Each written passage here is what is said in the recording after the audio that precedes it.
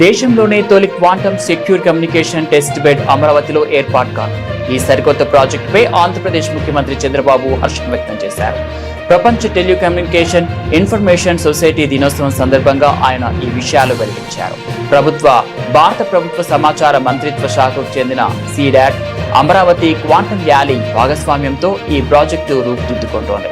అమరావతిలోని SRM యూనివర్సిటీలో ఈ టెస్ట్ బెడ్ ను ఏర్పాటు చేస్తున్నారు. నెక్స్ట్ జనరేషన్ సైబర్ డిఫెన్స్ సొల్యూషన్లకు అమరావతి ఇకపై కేంద్ర బిందువుగా మారుతుందని సీఎం ధీమా వ్యక్తం చేశారు.